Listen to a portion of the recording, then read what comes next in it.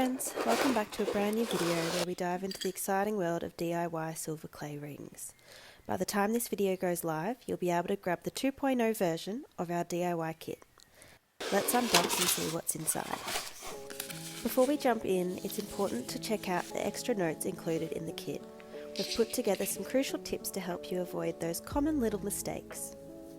Inside the kit you'll find all the essentials: acrylic rolling and pressing plates, a mandrel, wire brush, sandpaper, ring sizes, heat resistance cubic zirconian stones, E6000 jewellery glue, a mesh for firing, clay sculpting knives and an agate knife for that final polish. There's also a handy grid paper for precision. Just make sure you have some tape and a small water container ready at home.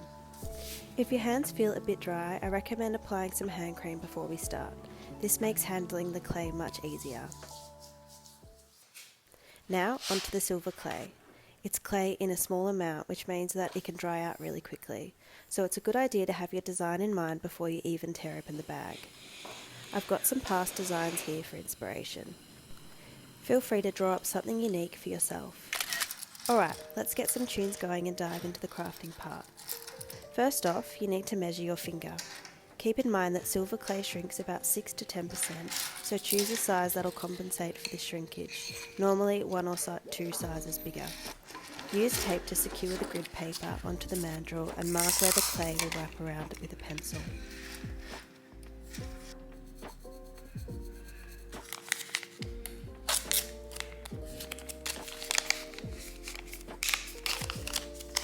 Carefully open the little bag of silver clay. If it sticks to the plastic, don't worry. There's a neat trick. Use the clay itself like a piece of sticky tack to attach any sticky bits to the back of the plastic. Also, there's a paper inside the bag. Use it to cover any clay you're not using right away to keep it moist and easy to work with later.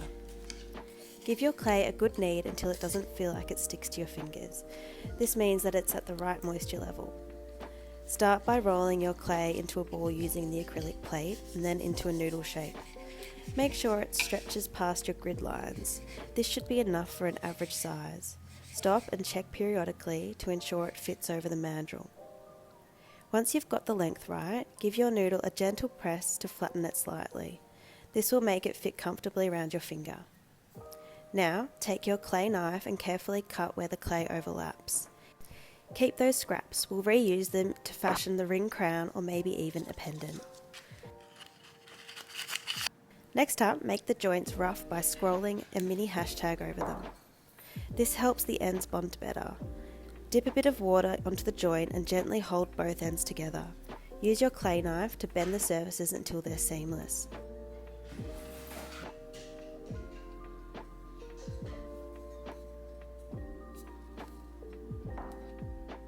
Take your time here. Gentle and patient movements are key. Now let's set the stones. Mark where they'll go, create little seats for them, and then use tweezers to place each stone into its spot.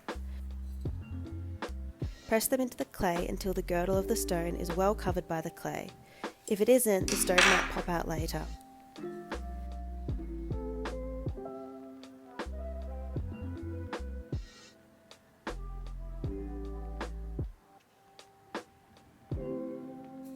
Feel free to use your fingers to mould the ring into different shapes, zigzag, wavy, whatever feels right. You can also carve lines into the ring body for more texture.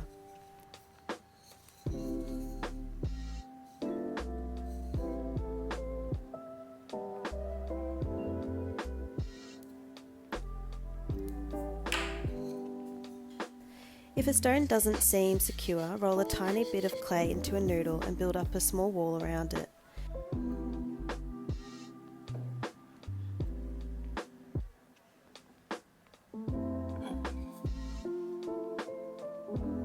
Then you can dip your finger in water and smooth out the ring to a clean finish.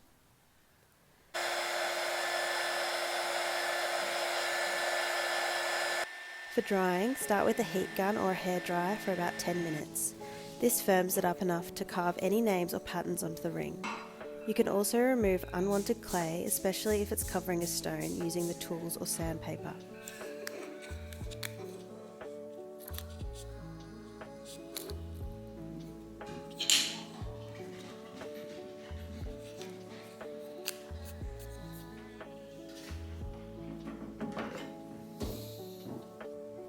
You can either continue with a heat gun for 15 minutes or pop it in the oven at 150 degrees Celsius for 15 minutes.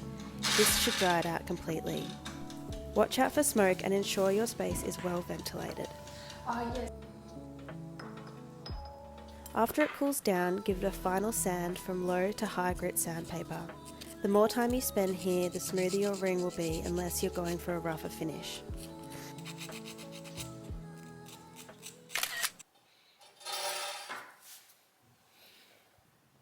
The last step is firing.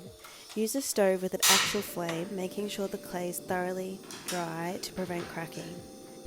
Place the ring on the edge of the fire, not directly in the centre, for about 5 minutes, then slowly move it to the centre. If it catches fire, don't panic, that's normal.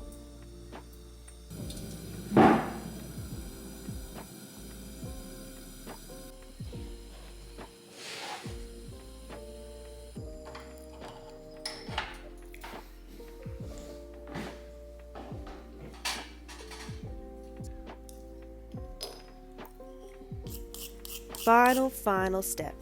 Brush off the oxidation with a wire brush to reveal the shiny silver beneath, then polish it with the agate knife for a mirror-like finish if you like. And that's it, friends. Thanks for crafting along with me. If you enjoyed this tutorial, don't forget to like, subscribe and share your own creations in the comments below. Catch you in the next video.